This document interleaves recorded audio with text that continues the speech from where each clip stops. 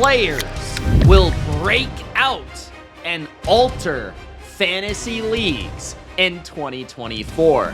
What's going on, football fans and fantasy freaks? It's Mitch here, back with another fantasy football advice video. And in this video, giving you my breakout players for fantasy football in 2024 at every position from quarterback to tight end, giving you the players that will change the landscape of fantasy leagues in 2024. If that sounds good, don't forget to spike the like button and subscribe for more fantasy advice here on OwnersBox Fantasy. Also, let me know in the comments section which players you believe will break out. Maybe give me one at each position. Let's get into it, man. Let's begin with the quarterback position for the 3 breakout players. First, C.J. Stroud of the Houston Texans. C.J. Stroud was an absolute rookie sensation in 2023. My favorite quarterback of the 2023 NFL draft over Bryce Young, truly performed and even surpassed my expectations. C.J. Stroud was QB 10 in points per game last year in fantasy football, despite offensive line injuries all season long, despite wide receiver injuries to his fellow rookie Tank Dell and others, despite playing for a team that no one expected anything of. C.J. Stroud was able to do the rare thing at the quarterback position that makes a player special, which is make players around him better. That's right, and C.J. Stroud will make the players around him better in 2024 and make your fantasy teams better for having him on it. I think he goes from QB 10 in points per game to the top 5 quarterbacks in fantasy football. He's got arguably the best trio of receivers in the sport as long as they are healthy. And now that he does have that depth, thanks to Stephon Diggs and even somebody like Noah Brown being behind Tank Dell now, that definitely provides that extra layer of depth to be able to survive an injury to, let's say, Tank Dell or even Nico Collins potentially. He has a reliable tight end in Dalton Schultz. He has, hopefully, it can't be worse in terms of injury. They were like the least lucky team in terms of injuries on the offensive line last year. And he even has an improved running back position with Joe Mixon. Year 2 with his play caller and Bobby Slowick. Year 2 in the NFL and feeling comfortable from start to finish instead of just getting into it early in the season where it took a little time for the Texans to truly trust the rookie quarterback. They trust him right away now. He's going to lead the NFL in potentially all major categories. I mean, he could lead the league in yards. He could lead the league in touchdowns. He could lead the league in attempts. He could lead the league in completions. Like, this guy's going to be throwing the rock. They spent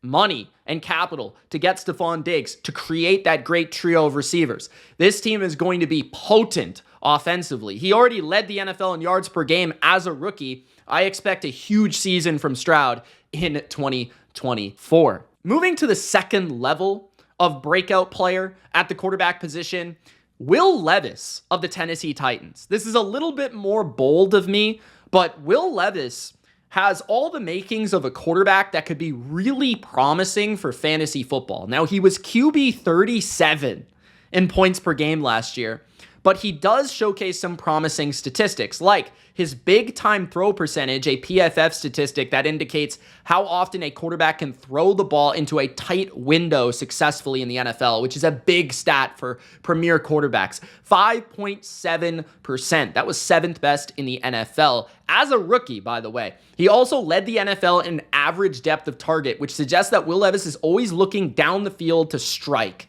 And I don't think that's going to change with a new coaching staff, because that's just how Will Levis plays. You then also talk about now his new surroundings with an improved offensive line, a new left tackle in the first round, year 2 of Peter Skoronski at guard, a top 10 center in Lloyd Cushenberry, and then also a really good offensive line coach in Callahan coming from Cleveland. On top of that, Callahan from Cincinnati being his new head coach as the offensive mind there from Cincinnati, probably going to be pressing things a little bit more, going to be throwing the ball a little bit more, going to be pass happy, right?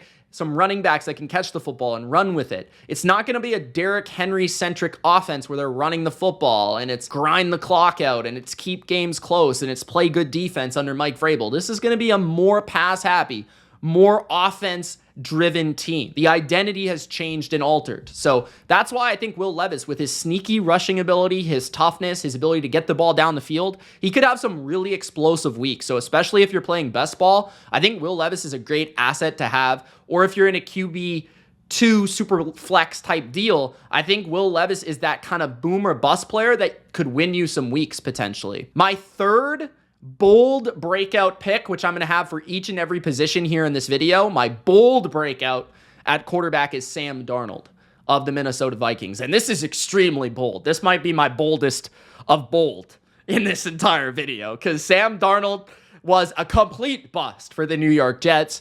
He went to Carolina. He was not much better, but he has shown flashes of talent. He has shown flashes to be a starting quarterback in the NFL. And most importantly, never been given a good situation as nearly as good as this one in Minnesota. He's got arguably the most talented best receiver in football in Justin Jefferson. He has a capable 3-down running back in Aaron Jones. He potentially has a top 5, 6 receiving tight end working his way back into the lineup in TJ Hawkinson. He's got a good offensive line with the steadiest tackle play he's ever had. And he has an offensive coach that is going to help him with play action and easy throws and the ability to utilize his actual athleticism that is extremely sneaky. He has been really known at times for his sneaky scrambling ability, his ability to run, his ability to pick up rushing touchdowns. Like, Sam Darnold could be a bit of an asset in fantasy this year. He could have some weeks where he could start on your fantasy football team. Like, I wouldn't be shocked if we're talking about Sam Darnold as, dependent on the matchup, he's a waiver wire pickup each and every week for teams across your fantasy league where you're picking him up. I'm not saying draft Sam Darnold. I'm not even saying draft Will Levis. I'm saying in certain scenarios, in certain leagues, in certain spots, these guys could be very, very, very much breakout players. So given the situation, this could be a Geno Smith-like resurgence for Sam Darnold, who was also a former Jet quarterback, by the way. So Sam Darnold, my bold breakout at the quarterback position. My first breakout at the running back position is James Cook of the Buffalo Bills. I brought him up in my must-draft running back video, and I'm doubling down with James Cook as a breakout player in 2024. I was actually shocked to see the output, the finish for James Cook in terms of fantasy last year, which also puts him in the conversation for a breakout this year, because technically he had a pretty good season last year. Like, he was pretty much a breakout last year. But I think James Cook is going to go from a player that people think is efficient, a good running back, a nice RB2, to next year being drafted as like a first-round pick in fantasy. I wouldn't be shocked if we're talking about James Cook as a multi-dimensional, pass-catching, run threat, big play running back that's in tandem with one of the best quarterbacks in football, because that's the situation and that's the talent that he possesses.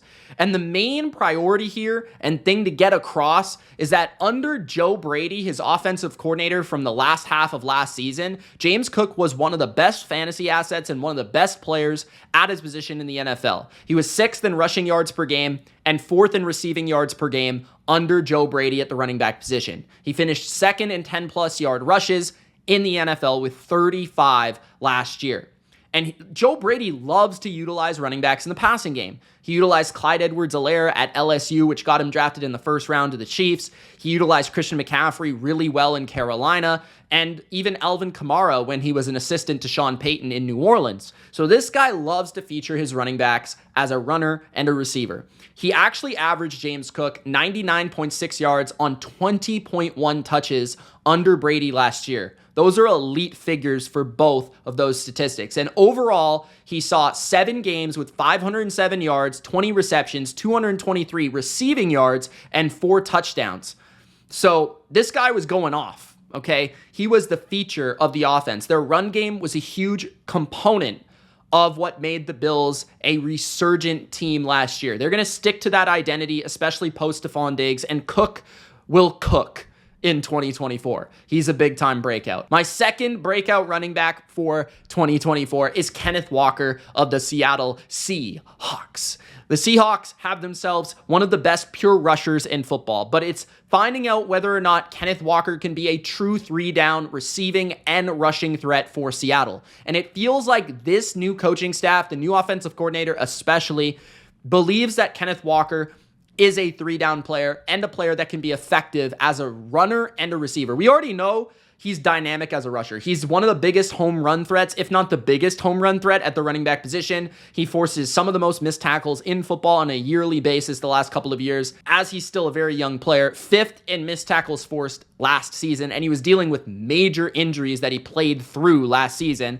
And actually, the area where he could improve is receiving, but he did show some promise, some improvement in his second season. He also showed an improvement by nearly 3 yards per reception last year at 8.9 yards per reception in year 2. So I think Walker is just going to be utilized better, utilized more frequently as a true bell cow back in a way that Pete Carroll's Seahawks teams didn't really see him as. And if we do get that usage, we already know how talented he is. It's just a matter of the work that he gets in the receiving and the rushing departments. If they just throw a couple more swing passes or screens to this guy, he's going to be a breakout player in 2024. My bold breakout of 2024, to the degree where one of the other people in OwnersBox Fantasy almost nearly laughed at the suggestion that he was a must-draft running back. That's Rico Dowdle of the Dallas Cowboys. I'm doubling down, Ryan. I'm doubling down with Rico Dowdle, baby, as a breakout player. I believe that the Cowboys are going to run the ball successfully this year, and it's not going to be with Ezekiel Elliott. He's far past his prime. Rico Dowdle can play football. In the limited touches last year, he was efficient in the rushing and receiving game. Beat reporters across Dallas are raving about his ability, and all the clips suggest that he has stop-start capabilities that can be really special, and he's just fluid in all situations. Like, I think he is going to take Tony Pollard's job this year and actually be one of the most shocking breakouts of 2024. So draft Rico Dowdle late in your drafts. Every single one of them. He's going to break out, okay? Wide receiver breakouts for 2024. We're going to begin with my guy, Zay Flowers. Zay Flowers was also a must-draft wide receiver, and I think he's a breakout receiver. I love targeting breakout receiver candidates, and Zay Flowers is a clear and obvious one. First of all, he's a second-year receiver. That is the first indication. Next, you talk about how good he was as a rookie, specifically in Baltimore, where they typically don't get a lot of success out of receivers, and especially young receivers. But they used him as if he was one of their most important pieces, which he is. 44 screenplays, tied for the most in the NFL in 2023. I wouldn't expect that to change, given that it's the same offensive coordinator, the same approach. If anything, that screen number could go from 44 to 54, because he could see even more screens. But Zay Flowers, on his college tape at Boston College, showcased a player that was great with the ball in his hands, as Baltimore knew, but he is really good as a deep route runner and a separator. And that really showed up late last season, where he had 4 20-point games out of his last 5 games in 2023. He also had a dominant AFC championship. People only remember the fumble at the goal line, but he nearly had 2 touchdowns. He had 120 yards against the best secondary in the league and the Super Bowl champs. This guy is legit, okay? He was wide receiver 6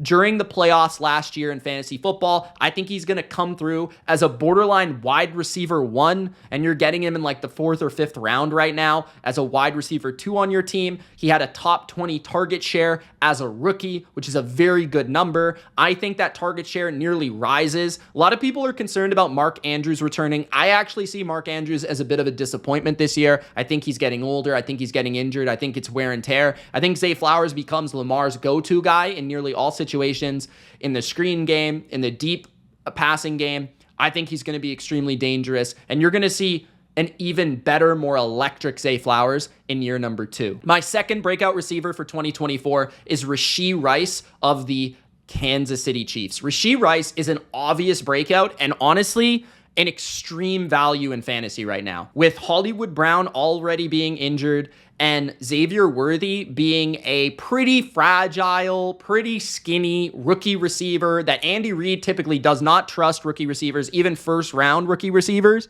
He's smaller, like he's a limited player. Like I love Worthy. He's got electric speed, great after the catch. I think he's better than other people give him credit for, but he is kind of designed to play not the X role, more in the slot. It's hard. Like press is going to be damaging for him as a rookie. So Rashee Rice can kind of play everywhere, and he can play X, and he can be in every formation, and he already has a great rapport with Patrick Mahomes, which is huge, right? You look at the production Rashee Rice had last year, and it's honestly off the charts. Not enough people are talking about this. So he's unlikely to be suspended, which has kind of moved his price back in drafts because people think he's going to be suspended, but it doesn't appear that way. Okay, so from week 11 to 16, he averaged 7 catches for 86 yards. 7 catches per game from week 11 to week 16 and 86 yards. That's elite receiver numbers. That's like wide receiver 1 PPR numbers right there.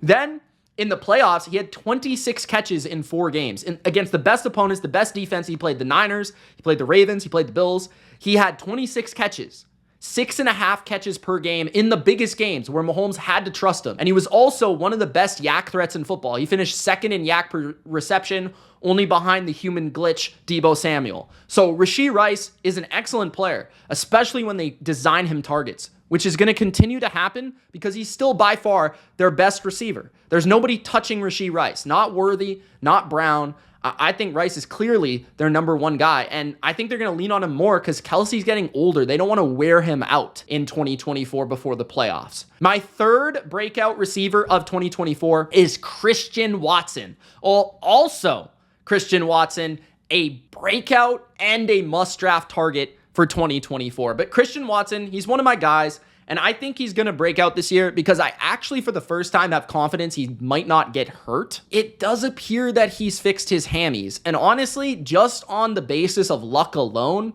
this guy's been so unlucky in his first couple of years in the NFL that I just feel like that has kind of altered. I think that Christian Watson is about to explode. We saw during his rookie season with Aaron Rodgers where he was 11th in yards per route run as a rookie. He had a stretch where he was dominating the NFL, multi-touchdown games against playoff opponents like the Dallas Cowboys. He was the only receiver in the NFL last year to catch 2 touchdowns against the Kansas City Chiefs. And he has the most touchdowns of his draft class, which includes Chris Olave, Garrett Wilson, players that are much more touted and believed in than Christian Watson. It's just that Watson has not stayed on the field, but I would make an argument that he's been the biggest game changer of any receiver from his draft class when he's actually played in the game, right? 12 touchdowns over his last 17 games total, 15 end zone targets in 2023. That ranks 6th, and he only played 9 games. So this is a primary target in the red zone. That is obviously the biggest place you want your targets in fantasy football. And he is an explosive option with the ball in his hands as a yak threat or a deep threat or even a handoff threat. The guy can do it all. I think he's going to complete his game in terms of more physicality, less injuries. I think Watson is going to be the breakout wide receiver 1 of the Packers this year.